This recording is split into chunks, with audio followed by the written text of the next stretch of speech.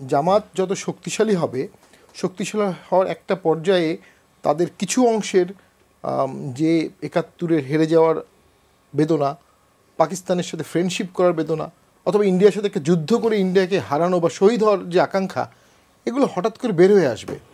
এগুলো কোনোটাই দেশের জন্য সঠিক না। তো সেখানে কিভাবে জামাত এটাকে হ্যান্ডেল করবে উই ডোন্ট নো, রাষ্ট্র এটাকে কীভাবে হ্যান্ডেল করবে উই ডোন্ট নো।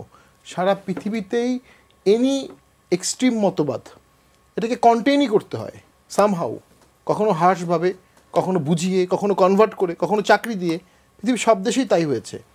বাংলাদেশে ইসলামিক মতবাদটা ফর দ্য ফার্স্ট টাইম অনেক দিন পর পূর্ণভাবে ব্লুম হওয়ার সুযোগ পেয়েছে এবং একটা বিশাল ইউথ সেগমেন্টের মধ্যে ইসলামাইজেশন ঢুকে পড়েছে কমপ্লিটলি। এটা আমরা কেউ অনুভবও করিনি। আমরা সবাই ভাবছিলাম আওয়ামী লীগ শক্ত হাতে আছে, তা এটা হচ্ছে না, কিন্তু আসলে হয়ে গেছে। এই যে হয়ে গেল, এটাকে এখন কিভাবে আমরা সামনে হ্যান্ডেল করব, এটা কিন্তু খুব ক্রিটিক্যাল একটা ইস্যু হবে। গণতান্ত্রিক মাধ্যমে, ভোটের মাধ্যমে একটা হতে পারে, বাট এই জিনিসগুলো কখনো শুধু ভোটের মাধ্যমে সীমাবদ্ধ থাকে না বলেই আমার মনে হয় ধাপে ধাপে এটা একসময় আন্দোলন বিপ্লবের দিকেই চলে যাবে। দেখুন, একসময় সারজিদ হাসনাত ওরা ক্যাম্পাসে ডাক দিত, আয় রাজু তাই, এই কিছুদিন আগ পর্যন্ত। এখন কিন্তু তারা আর ক্যাম্পাসে কোনো অ্যাক্টিভিটিস নাই। এখন ক্যাম্পাসটা চলে গেছে শিবিরের নেতা যারা ডাকসুর ভিপি হয়েছেন, জিএস হয়েছেন, তাদের প্রতি আমার পরিপূর্ণ সম্মান আছে, তারা ভোটে হয়েছেন। তারা কিন্তু ক্যাম্পাস নিয়ে খুব বেশি আগ্রহী না। তারা ৩২ নম্বরের বাড়িটা ভাঙতে হবে, পুলিশের সাথে মারামারি করতে হবে, পুলিশকে ভেঙে ফেলতে হবে, আর্মিকে ভেঙে ফেলতে হবে।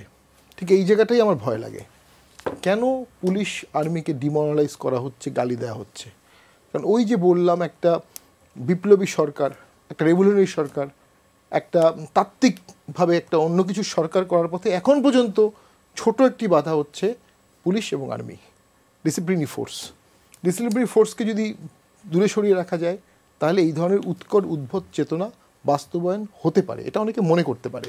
তো আমরা তো মনে করি সেক্ষেত্রে রাজনৈতিক দলগুলোর একটা প্যারামিটার দিয়ে দিতে হবে, লক্ষণরেখা, যে এর বাইরে আমরা এই তত্ত্বে যাব না, ডেমোক্রেটিক ফ্রেমে থাকবো, মোরাললেস, এখানে যা হবার হবে।